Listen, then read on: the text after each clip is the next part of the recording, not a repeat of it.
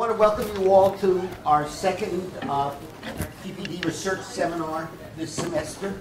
For those of you who haven't been here before, the basic idea in our seminars is that rather than read the paper or have your presentation of the paper, you get it pre-distributed, with the presumption that you've read it.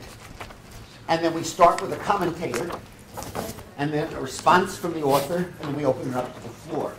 Today's paper is by Gary Painter, a longtime member of our faculty, and its commentator is Dowell Myers. Well, hi everybody. It's really a pleasure for me to comment on the paper by Gary Painter and Kwon-Ok Lee, What Happens to Household Formation in a Recession. And this format is a little unusual in that you don't get to hear from Professor Painter until after I say something else first. And I think it's useful in this case because the paper really could benefit from a little bit of an introduction as to its context and its topic, because it's a very complex topic that has become recognized to be very important just in the last couple of years. Household formation lies at the heart of a minor field known as housing demography, and it's fundamental to housing demand. It's the linkage between the population and the housing. And we've ignored that for the most part. In the 1980s, there was a period when people explored it, but it's so nebulous and so complex that people discovered it was quicksand, and they backed away and went back to the hard nuts and bolts of housing and ignored the household formation side. But in recent years, especially in the recession, it's come back to haunt us, and people are worried about it again. So Professor Painter's paper is extremely timely, and the title, of course, will get a lot of attention because people don't know what's going on. Everybody admits they don't know, they can't explain what's happening right now, and so there's a new need to look at household formation. So let me just give you some brief background to household formation, and then I'll put Professor Painter and soon-to-be Dr. Lee's paper in. Where's Kwon? No, okay, I was going to make eye contact, but I can't spot her. I'll put it in context once I lay that background.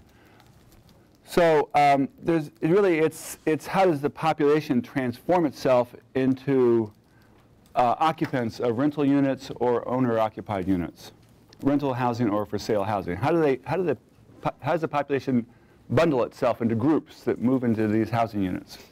And it's very complex in that by definition there's only allowed to be one, the number of households equals the number of occupied units, and that's how you know it's a household. If there's people living in a unit, it's a household. It's not a family. Family is based on your marital relations or your blood relations, but household is you and your roommates, or you by yourself, or anybody who lives in a housing unit. And there's different types of households. There's stereotypical ones, the nuclear family, husband, wife, and 2 kids, which is very uncommon now. And there's the 3 roommates together, or there's the elderly lady by herself. Those are all households.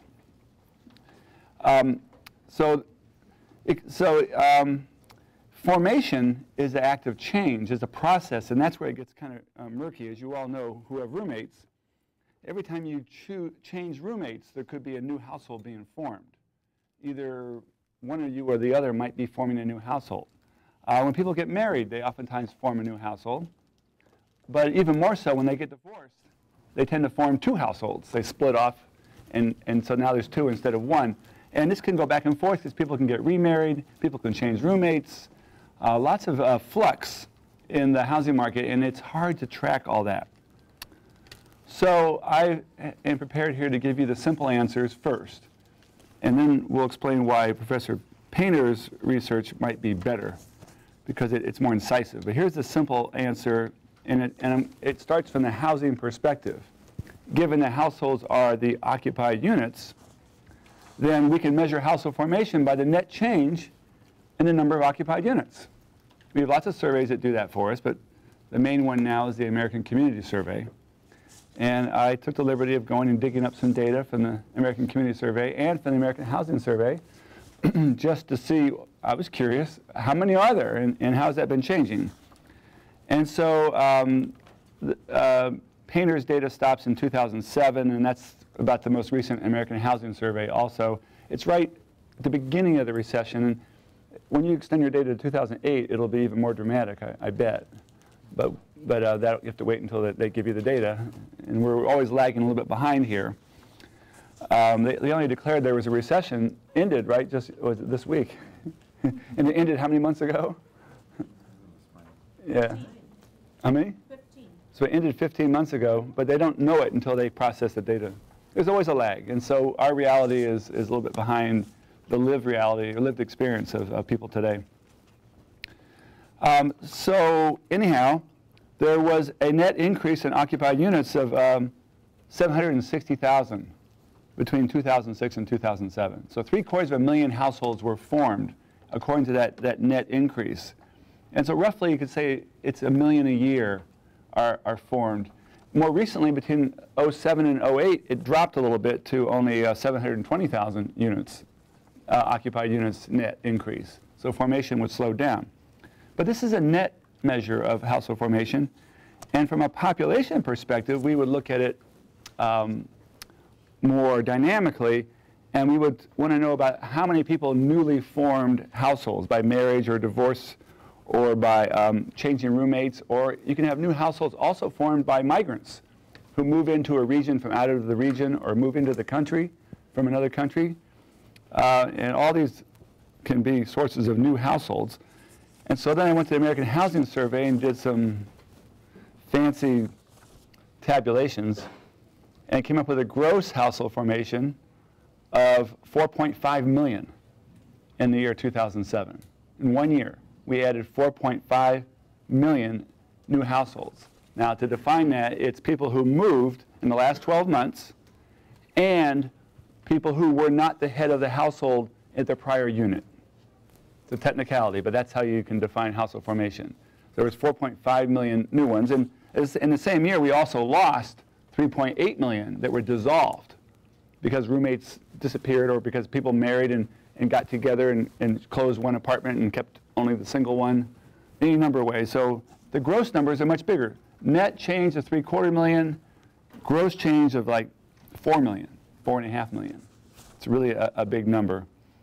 And so, and that has changed in the recession.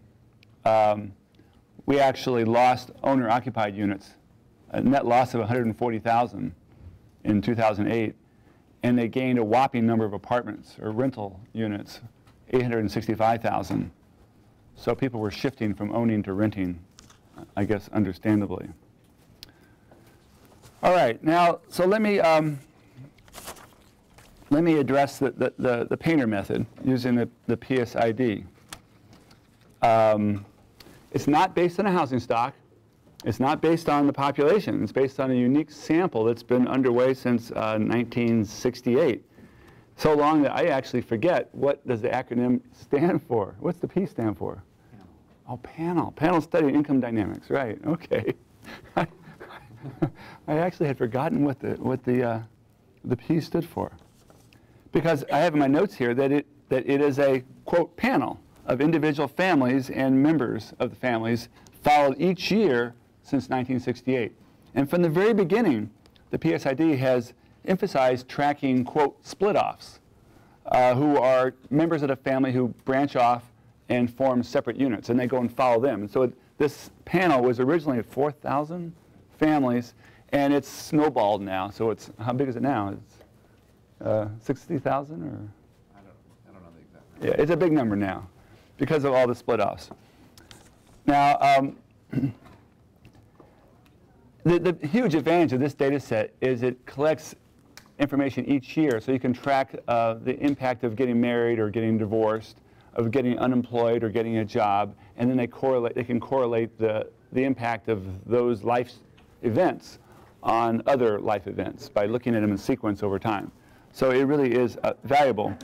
And if household formation is quicksand, then you could almost view the panel study of income dynamics as being a really incisive way of cutting through all that noise to give us a really clear picture of people forming households as they branch off from their families. Now, I went back to the American Housing Survey and I did another calculation since I had the data. and found out that just about 2 million people who moved into who formed a new household, 2 million of them moved out of a household that was owned or rented by a relative. So that's roughly 40% of all the gross household formation comes out of a relative's house. And for the most part, that's got to be their parents. So that puts the sample in context then. It's representing almost half of all the household formation, gross formation that's going on. What's not captured in the present study is the flip side of formation, which is people moving back to their parents' home, which is sometimes in the press, they call it the boomerang kids. You know, kids who go out, they get graduated, and at age 25, they're back at home with mom and dad again for a while. And so there can be all kinds of back and forth motion there, and that's not the focus of this paper. It's really the focus is just on tracking these split-offs. Okay, so that's the context for this. Now, it turns out that, not surprisingly, the demographic and economic factors are very strong predictors of people moving out of their parents' homes and setting up an independent household. And I probably will actually defer to Professor Painter and let him describe which of those he thinks are most important.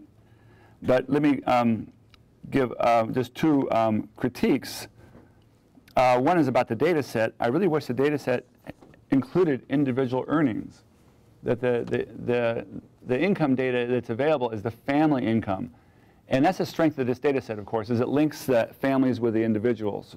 And so you can look at the parents' education and the kids' education and how the kids then behave. Most of our data sets, we have just people disconnected from their families. You can't tell.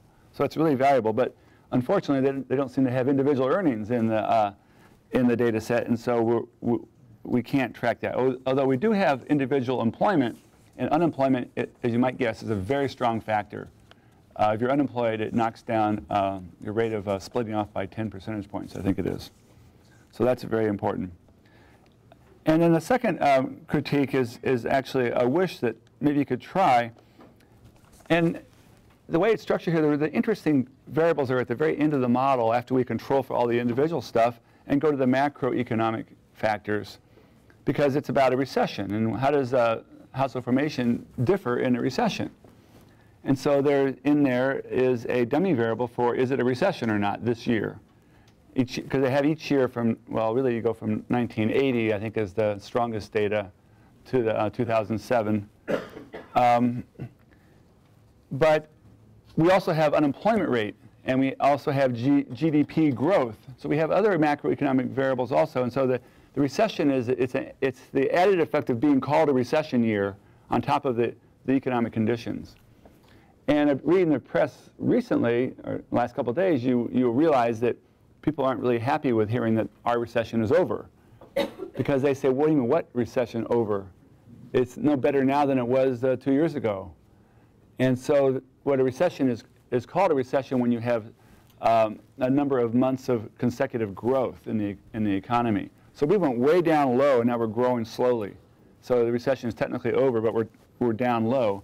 So I was just wondering what would happen if the authors here then tried an alternative dummy variable for recession that was maybe added the 12 months after the recession ended and call that recession period also, sort of expanded recession period. Because I think that would reflect the current economic reality, and maybe in some other recessions also, although I know some rebounded more quickly than others. It would just be interesting to test it, whether that coefficient was stronger than once that we had identified a little broader, a little more expanded recession period. So that's just one suggestion I have here. Otherwise, my suggestions are simply that it's useful to put this into a little broader context first, because in the conclusions, there is some discussion about how we're not looking at dissolution specifically, although there is a survival analysis that's reported, and there's a paragraph about another analysis that's not reported. Nonetheless, the real data are all about the one side here of people leaving home, and they're leaving home more slowly. But we know they're also coming back to home more quickly. And it would be, I think it would be good to have a matched pair to show the two sides of that.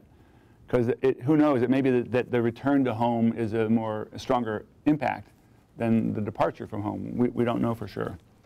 But anyway, I found it a really interesting paper, very useful paper, extremely timely. And I guess I'll just turn the floor over to Gary Painter at this moment. So thank you. Thanks, Dowell, and I should say this is work that it's still in its early stages, although there's been a lot of work that's been done, and I definitely look forward to any comments that people have on it. I think it is a very important issue, as Dowell mentioned, and I should say I'm not the first one to think about it. He was being humble in this case and not referring to himself as one of the people that have actually given this serious thought and published in this particular area in the housing world. Don Haran is another. But like he said, there's not been really a lot of people that have sort of looked at household formation as a sort of driver of housing demand. One of the things that's really important to think about here, and again, Dowell's made this point in some of his work, is what is the sort of policy variable that people are interested in tracking to look for sort of how healthy a market is or not. And this is sort of what drives this work in large part. And that is, we look at home ownership rates traditionally, certainly since the Clinton administration, if not before, certainly through the Bush administration. The success in the housing market was sort of determined by how is that home ownership rate looking, and what are the gaps in home ownership between minorities and non-minorities looking like? Are they shrinking? Well, what's pointed out, just sort of from a simple algebraic perspective, is that if you look at home ownership is a function of the number of households. So you have the number of owner households divided by the number of households. But if you're caring about, for example, gaps in sort of the home ownership rates between groups, you might actually need to know about all households and not just those who, are appearing as a household. So it turns out that to really understand housing demand and potentially these policy issues related to are there gaps and what are the sources of those gaps, you actually have to take a step back and not just look at the households who exist, but understand a little bit about what drives household formation to begin with. And so this is an issue that's been in the back of my mind. It hasn't been on the forefront because I've been dealing with issues of trying to understand location choice together with sort of mobility and homeownership choice and sort of these complicated models. I didn't want to add a fourth choice altogether in that context. And so I had the opportunity, let me thank my funder. This is funded by the Research Institute for Housing America. And they approached me and they gave me a list of 6 things they were interested in talking about. I said, this is what I'd like to do, and so we negotiated a little bit, and so they were generous enough to fund this work. Let me say a couple other things before I respond to Dowell directly on some of his points. This actually relates to sort of why would household formation change in a recession? Because it's called a recession, and Dowell made this point, right? I mean, so there's fundamental drivers that should matter, right? If you lose your job, that should matter. Right? If there's high unemployment in the economy, that should matter. If there's job growth in the economy, that should matter. Or GDP growth, that should matter. But why the word recession? Right? If you know you're in a recession, then that somehow might matter.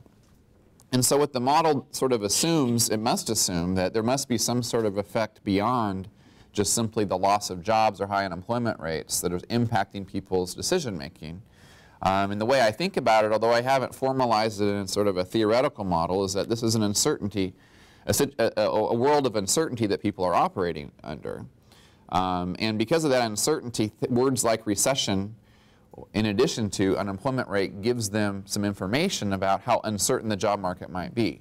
So even if you have a job yourself, you may behave as if you might lose that job quickly if you have the word recession attached to the economy, in addition to seeing the unemployment rate.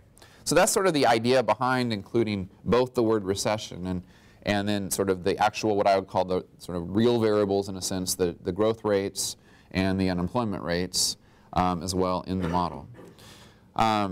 So that's a little bit of the context. As Dowell said again, what I am able to do in this study, and maybe I can, if you don't mind, I'm just going to put up a chart that he alluded to in the paper. So when we talk about this net change in number of households or household formation, you do have to think about it in the context of what all can be going on, and Dowell did a good job of describing what that looks like. As you see here, you can move from shared living arrangements, right? So you can go from living with your parents to living with roommates, and that doesn't actually change the number of households. You can actually become a new household. You can sort of join together in marriage to independent households. So all sorts of different factors can lead to the change in the number of households. What we focus here on in this paper, as Dowell said, is we're looking at, because it's the largest sort of group, is the young adults sort of leaving their house for the first time. And so we're trying to track not only what are their decisions there, do they become renters, do they become owners when they leave for the first time, but also sort of what factors in addition to the economy matter, and so you have to control for these various demographic factors. Okay. Let's see, the last thing that I think I want to point out in just response to Dowell is that one paragraph that talked about the other analysis was actually what you had suggested, was this moving back analysis.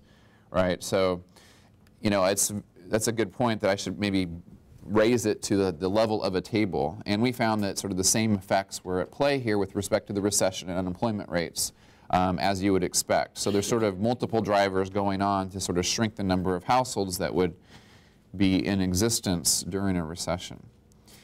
I think at this point, we should probably just open it up to the audience for questions. Since you've read the paper, I don't want to go into the details of the paper. You know, obviously we look at the white population and the African American population separately. And the PSID, because it started in '68, unfortunately doesn't have good data on other ethnic groups. And so that's sort of interesting to see how those two groups respond to recessions after controlling for incomes and other demographics. So, could I just I want to go back to the word recession, because I mean, that's interesting. So you think that the individual consumers are spooked by the term. They hear it's a recession and they act differently. But the definition of recession is that there's a declining employment or negative employment growth. Well, it's not unemployment growth, it's GDP growth, right? So that's why you control for, in theory, you control for GDP growth, you control for unemployment. But two things here. First off, that young people are most vulnerable to any kind of downturn. Mm-hmm. They take the hit. And young people are the ones who are most eligible for the split-offs, too. So there's a real confluence here between their vulnerability and their desires to split off. And to what degree does terminating a recession mean that there's a decelerating or deflating effect on the job prospects for young people? And then when the recession's over, then it's an improving prospects. And so it's not just the level, but it's the experience of this acceleration deceleration. Right. Could that dummy variable be picking up just that effect? And so could there be a real indication of behavioral opportunities for employment as experienced by the youngest people in the market? Because it's reflecting deceleration and opportunity. Right, the rate of change. Yeah, the rate of change is really bad. And they feel that, because they can tell from their friends that every week it sounds worse from their friends on the front lines. And then once the recession's over, it should stop sounding worse. Right. Which is bad. Yeah, that's a good point. Like where we are now. Yeah, it's hard to. So there is sort of these two effects. Sort of how fast things are changing. I think that's a good point, and that's a point that we could actually maybe test empirically. And actually look at those changes. Because right now, as the model suggests, is we have really high unemployment rates, and the unemployment effect is bigger than the sort of recession dummy variable effect, and it sort of is going to persist going forward. So until the job market turns around, so one of the questions I've been asked a lot in presenting this work in different places, and especially by the media types, well, what's going to happen, a year from now, 2 years from now? They always love to hear forecasts, right, from people who maybe have models that don't actually predict what they're asking you for. But I guess what's suggested here is that if the unemployment rate stays high, you're not going to see this sort of rapid change, that it's going to take some time. And as people age, then that also happens. And so eventually these people who have stayed home likely are to re-enter the normal sort of housing market.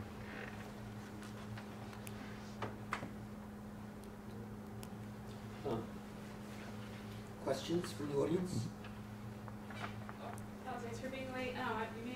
this, but I was curious, why did you choose to look at the individual household opposed to people maybe moving in with people and sharing during these economic times?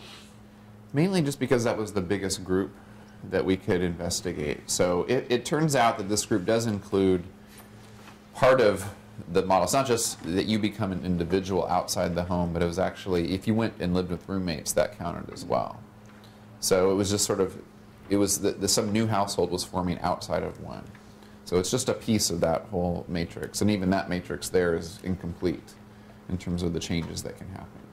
Actually, so I missed that. So then you're saying that if you split off from your family and were a roommate with somebody who already had a lease, and you were basically a dependent in the other household, that would still count as leaving home. This is where it would be nice to have Kwan here to give me the exact, but that's what I think happened.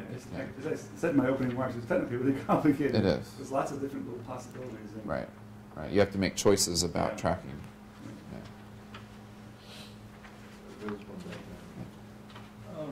There's been a lot of interesting press in kind of in looking at the stimulus about whether this increases overall demand or if it has just shifted demand earlier. So the cash for clunkers, one was seems to have been a just shifted car demand forward, but then that's been we've seen a reduction in car demand afterward. That's about exactly the same amount. And I have a similar question about this. Is the recession is for the final demand for housing? Is this delaying that demand, but the overall demand you would expect down the road would be about the same, or are there possibly some more fundamental structural shifts where the whole arrangements and alignment of how families stay together for long periods of time is working here? Yeah, the model that I estimate doesn't give any hints at structural shifts. I mean, I think you'd have to go back and read the sort of the demographic research that's, sort of underlying this whole study to begin with. And so if you think back to what are the structural shifts, well, they're sort of the earnings opportunity of women. They're related to people marrying later, divorcing more frequently. Those are sort of structural shifts that have caused the number of households to be different over time. But my sort of interpretation of the work that I've done is just that you're, in some sense, delaying that demand.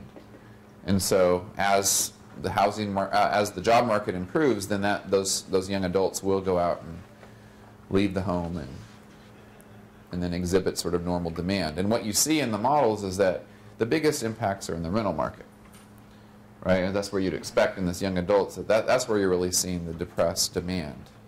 And I mean, what motivated this study for me to begin with was a series of charts that you see in the paper there, where you sort of look at, well, we had all these foreclosures.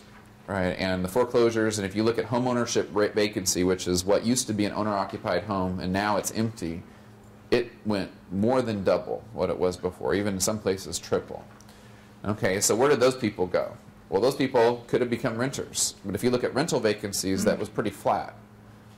So they might have become renters, but the normal flow of people that would have become renters would have had to have stayed back. So on net, we had this sort of loss in the number of households. And this explains sort of one of the factors that causes that reduction, and that's sort of the flow into the rental market caused by changes in the economic environment. I don't know the PSAD all that well, and I also don't know some of the CPS stuff that you're using. It doesn't look to me like you've got much in here either on the physical characteristics of the house or on mortgage status. Is that correct? Are those variables that are not available? So you know about the mortgage, whether they have one or not. You know the size of the mortgage. Initially. Or how? That's correct. Now they report on an annual basis what that is, and so contingent on their ability to know what their value of the house is and so forth, you can calculate, and that's the housing wealth measure that we include in the data. On physical characteristics, I think you know if it's detached or not. You know if it's multifamily or not. But you don't know size, for instance. Because part of this is sort of, if mom and dad are living in a two-bedroom apartment, there's more push to get out than if they're living in a four-bedroom house. And do you have... My suspicion is that that's not going to be I mean, because if you think of once you control for sort of income levels and the housing, the wealth of the family, I think that controls for some of those issues. You know, just because it's correlated with sort of the size of the loan. That is also where they live in a metropolitan area, Mm-hmm. right? So whether they're suburban or urban. Right. No, we could definitely include that. Yeah. Let's see. Who's next? There's a question Over there. Sorry. I just want to preface my question by saying I know absolutely nothing about housing. You live in one. I do live in a house. Thank you. The question that I have in looking at your paper is, and I know you're not talking just about home purchases, you're also talking, you're talking about everything else, but part of this is new home buying. Mm-hmm. And I'm wondering if any of these results are impacted by the credit crunch, right? You know, the inability to secure a mortgage. You know, Yeah. you have the desire to buy a house, but you just can't get a loan. Or you have bad credit because you got kicked out of a house a few years ago. Right. And I'm wondering if there's anything in the survey or any other way to control for that here, if it's even worth controlling. So that's I mean, that actually gets back to what is recession measuring at all. And it does turn out that at least 3 of the 4 most recent recessions for which I was old enough to sort of track what was going on, that is highly correlated with credit sort of retrenchment or crunch of some kind. So it could be the case that being in a recession is also a signal of just the difficulty of obtaining credit. So your question was, can you directly control for that? And I think you could. I mean, you could certainly go back and try to track that. You can't find that in interest rates, but you'd actually have to do a little bit of digging in sort of There's no measure other of market places. liquidity or anything for home loans? No, there's nothing that's obvious. I mean, the problem is that right now, you know, we have interest rates at 4 1/8 for a 30-year loan, right? But we also know that you need to have a 20% down and great credit to get that particular loan, right? So it's not as easy as it looks, So you can't just simply use interest rates, right? You need that. So, but I don't think that there is those data that go back to '68. You'd have to really dig through the newspapers and dig through those sorts of the financial press to figure out the extent of that. But that's a good point. Mark. First one observation, Dow was far too humble on this kind of work, and that is household formation at the local level, regional level, at least in the state of California, is probably the most looked at variable in the housing field, because they need to do housing forecasts, housing needs assessments, housing allocations, and you can't really do that without understanding this. And Gary, all I can do is encourage you and Dowell and others to do more work in this area. I think it's really desperately needed, because local government is really trying to figure out what it is they should plan for. Dowell has said that they're not planning for the right things in a number of his articles. The question that was just an observation that for the students, this work really needs to be taken seriously if you want to understand housing policy. And we need to, given how difficult it is, we really do need to understand more of these dynamics. The question that I had, Gary, and that is given this database, are there other pieces of information that one can extract from it, given that you have data going back to '68? Can you look at more than just children leaving families? Are there other ways that you can manage or manipulate the data so you can look at the larger pieces? 60% of household formations right now are not family. Yeah. And that, I'm assuming, is going to increase pretty substantially over time. So are there other ways that you can use this data so you can get a better picture on what is happening? Well, you could certainly model, any bivariate comparison, right? So from divorce to being single again and those sorts of things, and track that. Where you run into a little bit of trouble is if the percentages of the sample sort of making one move or the other drops below sort of 10% or so. You just really don't have any ability to estimate sort of effects on macroeconomic variables anymore. You just run out of degrees of freedom once you control for the main demographic factors. And so approach this sample to say, well, if the recession is going to have any effect, it better show up in this sample because it's big enough that you can actually tease out any variation.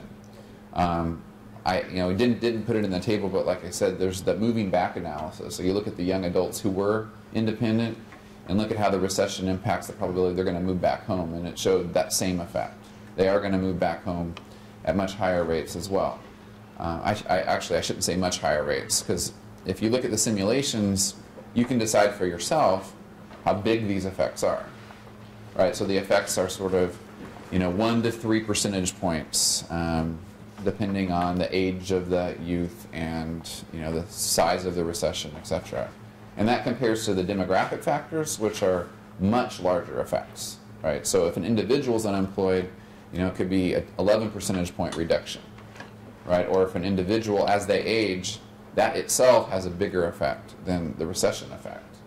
So it has to be kept in context there. One last question. From the paper and from the comments today, the single conclusion one draws is that there's going to be insufficient rental housing constructed, an insufficient supply of rental housing. Well, what it tells the building industry, I think, is that if timing matters, and you're trying to decide whether to build rental stock or ownership stock coming out of a recession, that there's going to be more of a demand for the rental stock than the owner stock. Just responding to your one point about how the planners and everybody have been looking at this, and I would say that's exactly true, because you have to know these things. I think Dowell was being nice to the economists in the room, and then economists have ignored it. And so what he was really saying is economists have ignored this issue. The planners have not. No, that's what. But he didn't make that. He was not trying to make me look too bad as an economist and say you've ignored it for all these years. But that's the reality. Because if you look at the industry, they plan for it too. They do look at the demographic shifts because they know that's sort of the big drivers of demand. But economists haven't looked at this particular question, and there's probably a host of reasons why. But it's clear that they need to bring the economic models together with the sort of demographic projections. At the city council level and at the regional level, the most debated piece of analysis is household formation. Mm-hmm. And there's huge policy debates over them. So getting a real clear picture of this is really important. Yes. I have a question about, maybe I'm continuing this question. The cultural impact, because when we look at 40 years with the situation that technology, with our life, the change is faster than before. I want to know how we can compare right now today with 60s, that our life really is different. I'm confused because I know about the rental house right now that in at least 3-4 cities in California that the rent came down 300, 400 less than 2-3 years ago. And before, for example, if you put the rental house for rent, you could do it within 1 month. Right now, they put it 4 months. Even though that in a theory, they say we don't have enough rental house that he mentioned. I am confused that what is going on. We don't have enough rental house, but we have a lot of empty house that they are available for rent, but nobody is available to rent it.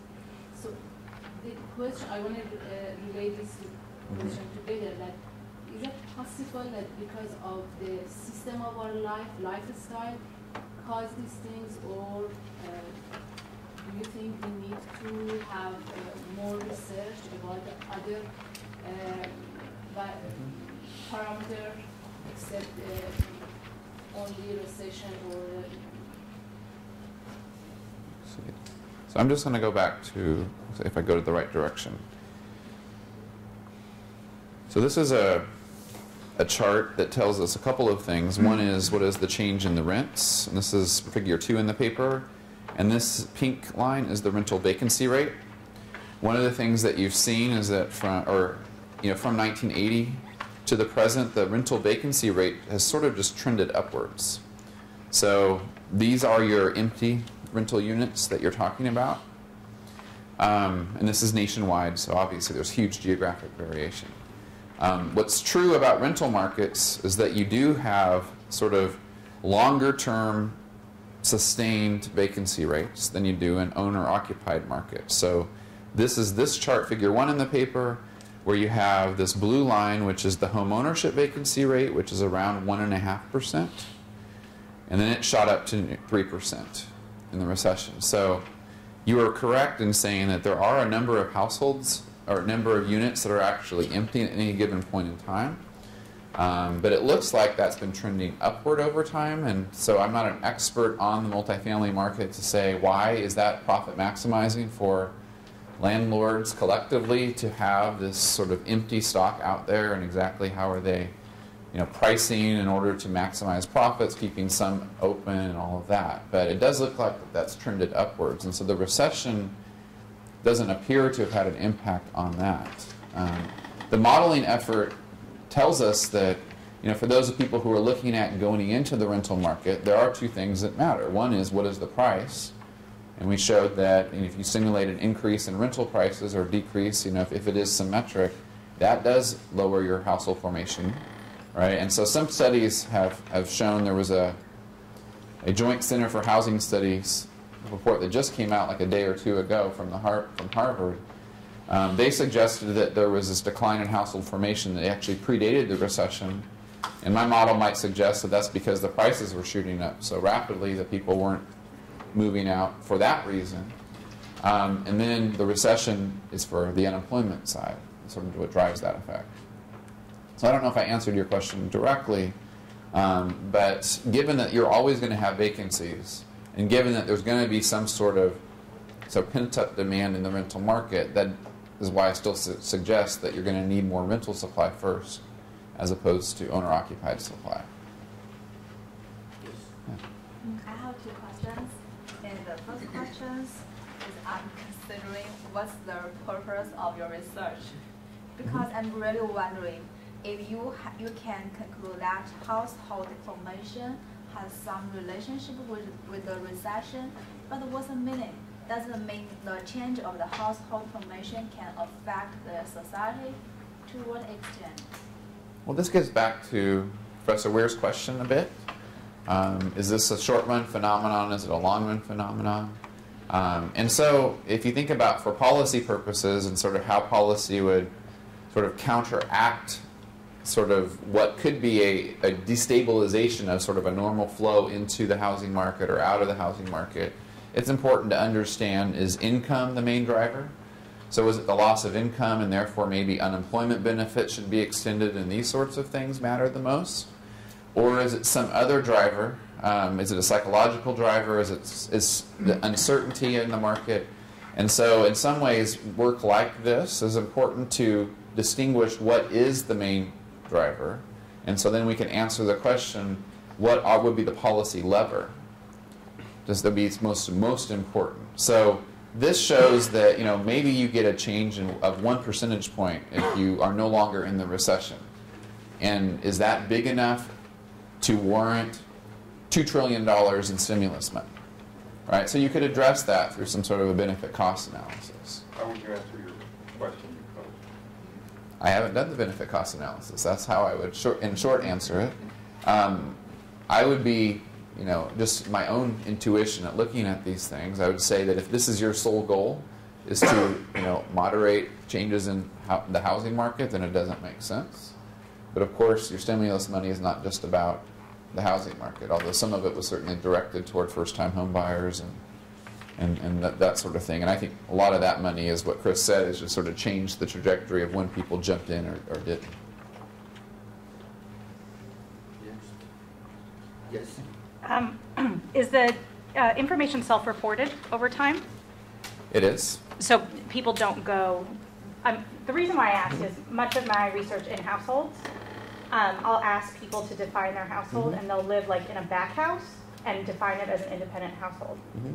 And I know that it's hard with economics to say of cultural differences and those types of things, but I'm wondering if you saw in the information any, like, Professor Schutz talked about a little bit about push factors in terms of moving out if it's a small space, but I'm wondering about setting up, which has happened a lot in LA, independent households on the same lot, and how that, because I do think that plays a role in housing stock and the housing market, certainly locally. Yeah, in the PSID, I don't know how that sort of definition may have changed over time. So I'm going under the assumption that that definition is the same over time. And you could definitely track to see sort of the number of people who are living in any particular place. We only know the geography. You know, I have confidential PSID, so I actually know the geography down to the block level. And normally you only know at the state level, so that doesn't really help you there. But so you could do some analysis with the data that I have on that to figure out if there have been multiple households that appear to have, being in that block. But I don't know. I mean, Dowell would probably know sort of how the census might deal with those issues better than I, because of his work for much longer. But that's a murky area. Yes. So I was worried about kind of cohort effects, because it sounds like the driver here is recession. Well, it's a piece of it. The drivers are changes in incomes and unemployment and all that. So do you think that there would be different effects on different cohorts, or do you think that it would be similar? So in the simulations, part of that, the reason for breaking it out by age group is to address that question. And you definitely see that there are sort of the biggest effects are in, so I think we split it up into 4 different age groups. I think we have, you're not talking about that? I'm not talking about age, I'm talking about cohorts. So had we had this recession 20 years ago, and those people who are now 40 are now 20. Right.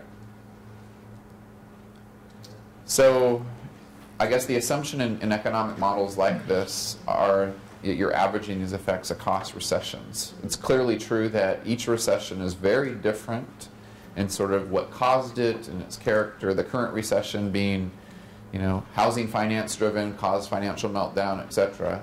Many recessions were caused by, we had the ones in the early 80s caused by, the monetary authority contracting the money supply to sort of get rid of inflation, and then others were caused by, other fluctuations in markets. So what I'm doing then is averaging across, and I'm saying that an unemployment change in 1973, sort of on average, what did its effect have compared to a change in unemployment today, right? So one could look at interactive effects and sort of look at recession by time, or you could imagine 6 different demi-variables for each of the 6 different recessions. Then you start to lose degrees of freedom, but... So I'm thinking about your matrix, the people moving in and out. Right. Now, do you think that like a recession today versus a recession in the 70s would still have the same effect? It's just that maybe that now these young adults leaving are just older. Like the time they jump in and jump out is different. It might be. Yeah, but the only hint that you get at that in our sample is when we purposefully split the sample sort of before 84 and after 84, because after 84 we have wealth data. And so you could look at those results, and it appears, I think the effect of just the recession itself, if I remember my numbers, is actually lessened.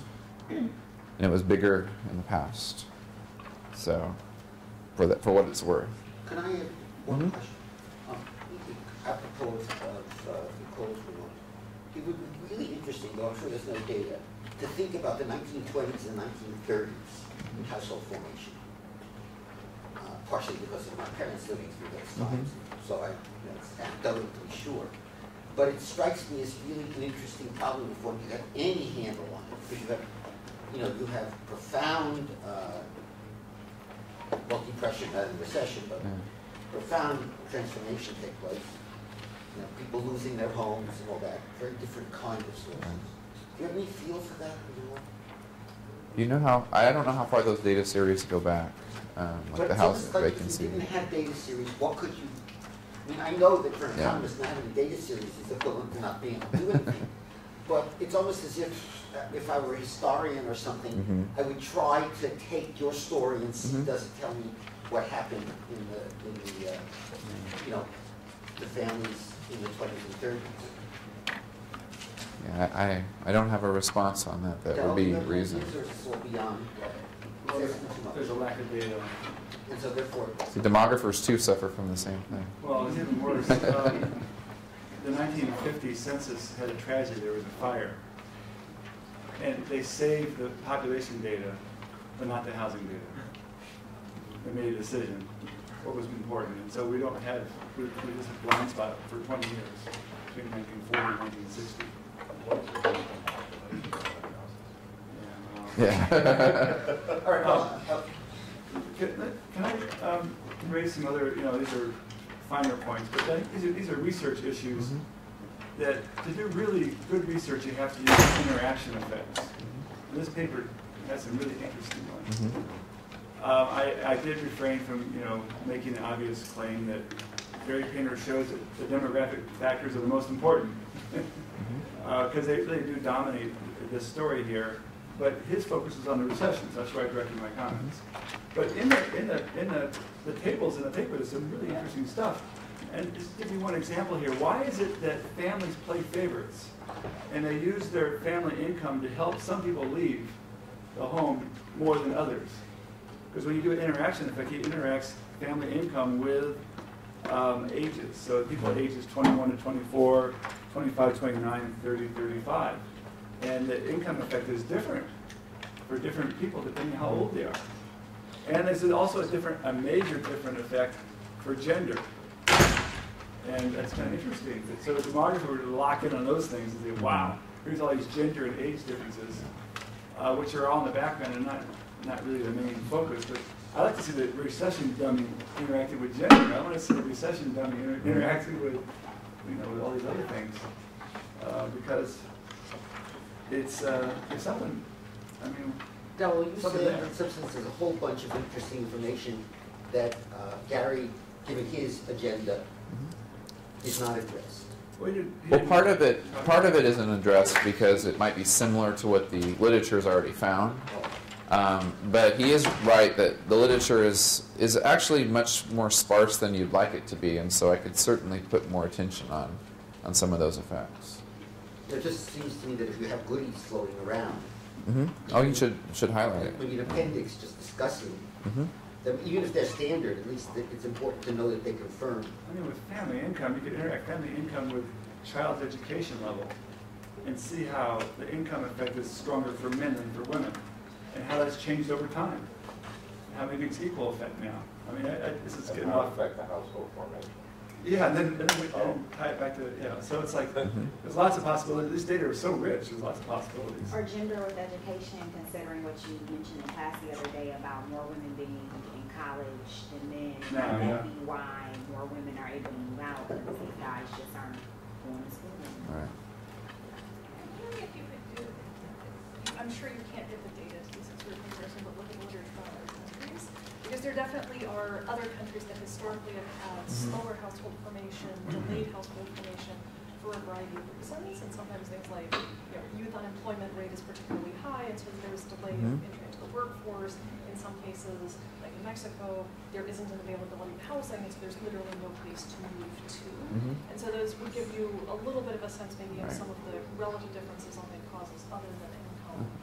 Well, that's good. Along those lines, all I've read are journalistic accounts, but along the lines of my question, it seems that in Japan, their 10-year, their many-year-long recession really has had this fundamental impact, where now kids are staying in Japanese households much, much longer. Yeah. And these are people who, this would be, in Tokyo, this is an enormous apartment building that way. Room for everybody. What? There's room for everyone to live there that we have in the room. Gary, to continue that discussion, what would protracted unemployment, high unemployment, not recession, but what would protracted high unemployment do to some of these movements? Because that's likely what we're going to experience. We're out of the recession 18 months ago, but we're likely to have very high unemployment for, at least in parts of our country, for 2, 3, 4, 5 years. So what will that do to some of these movements? So that could be more important as a policy conclusion than recession. Right. So let's get back. So let me tie it to talking about Professor Weir's point as well. If you have this sort of demographic effects, as Dowell was mentioning, that in some sense, as I say in the paper, they're bigger than these sort of recession macro effects, right? So at some point what's going to happen is that this rate of change will return to normal levels even if the age that people leave is now higher, right, with protracted unemployment. Now, with respect to Japan, who's to say whether this is a structural shift or if unemployment returned to their levels that they were in the past, that you wouldn't just immediately go back and you had this burst up of, the young adults leaving again, right? So those sorts of things are hard to predict. But so what would happen is it would sort of delay that sort of return to normal. The longer unemployment is out there, the delay to the return to normal is longer. Places where unemployment, falls more rapidly will return to normal more rapidly. Well, to take Dowell's previous point, you've got a lot of other variables in there that seem to be affecting household formations, and that children leaving families is becoming less and less important as a household formation dynamic. And some argue it'll be a real small percentage in the near future. So if you were able to correlate longer levels of unemployment with some of these other crosstabs that Dowell was suggesting, then you may be able to come up with real important insights on what are the real household formation impacts that decision makers are going to need to deal with. Well, the problem with these data is that it doesn't include sort of the most recent waves of immigrants. And it very well might be the case that the demographic trends that we're observing among Caucasians and African Americans are quite different. Dowell would argue we're simulating. Yeah, but in the short run, they're different. Right, and so these flows need to be put together. I don't see another hand jumping up yet, so let me pause the most. So this is the most fundamental challenge in this work that hasn't been brought up before, but something that I struggle with, and this is a methodological challenge. In order to sort of figure out sort of these changes in housing demand or housing tenure choice, separate from this household formation decision, what you need is to be able to find a variable or some shock in the system that predicts household formation, but doesn't impact your decision related to, do you want to rent, do you want to own, or where? Okay. So what I've been struggling with, and if anyone ever has an idea along these lines, I will be grateful. I was going to say forever grateful, but it's not that long. It's just a research paper. It's not going to go that long, but I'll be very grateful. If you can imagine a variable, it doesn't, even if it's not in the data, we can work with it. But just what might predict household formation, but be completely unrelated to your decision to buy a house? This is why I came here. Migration. People who are migrants in an area have a systematically higher household formation, and it's not affected by tenure choice. It's because they don't have any relatives to live with. They've migrated. They don't have friends. They don't have contacts. They're on their own, and so that would be a across-the-board predictor. They probably would have lower home ownership too because they're new. That's the problem. So I've already done work to prove that point. Right, that if you are a migrant, then you're less likely to own. So it's hard. So you need a variable that predicts household formation, but only predicts home ownership through its impact on household formation. And if you think stock that's being constructed. So yeah, it's really difficult to imagine, and so that's sort of the big puzzle. It's in this sort of work, or the neighborhood or peer effects work, or all of these sorts of things, is trying to figure out variables that identify one choice without impacting other choices. And so that is sort of my biggest puzzle at this point. Sort of conceptually, methodologically, that I'm still working on. Yes? We'll take one or two more questions. I'm wondering how relevant cultural change is to new household formation. So it could be when we look at the Depression, so like the 20s and 30s, and then now, or even from the start of the study, like 68, to now, it's more acceptable for like a romantic couple to live together but not be married than it used to be. Or maybe like it's more acceptable for a young woman to be living alone than it used to be. Is any of that relevant, or is it just included in the data and you don't have to really look at it? So it is relevant. The question is how you, so you could control for it by interacting gender with time, or sort of the age with gender with time, or something like that. And, I haven't done that, but, one could conceivably, again, you could parse the sample in sort of epochs and then, or eras, and figure out, are these effects consistent over time? And so there is some evidence. There are tables that you could peek at. I focused on the macroeconomic variables because that was, what the funder was interested in, and I knew was part of understanding what was going on. But yeah, you could do that in pieces. Gary, sort of on the flip side of credit availability, is there any way that you can get at rental underwriting standards in a sense? Right, so in New York, it's harder to rent an apartment than it is to buy almost any place else, and you need not only good credit history and lack of criminal record, but you need fairly substantial proof of income and assets. Particularly things like importance of credit scores and criminal background checks. Young people are much less likely to have a credit score. Right. Really had a chance to do that. But my guess is that in a recession, when vacancy rates start to increase, that those standards weaken on the part of landlords. Okay, that's a good point. Sarah, in your question, another variable that might have an impact is the length of home-to-work trip. And the reason I put that on the table is that the other major expenditures, transportation, energy, et cetera, and how does that crowd out the available disposable income? And that where you have increasing home-to-work trips, you may have a decline in the capacity of individuals to be able to afford to move out, or to form new households. Because you're really looking at the real disposable income with a family unit, and what is likely to crowd it out. That's possible. I think One we'll... last question here.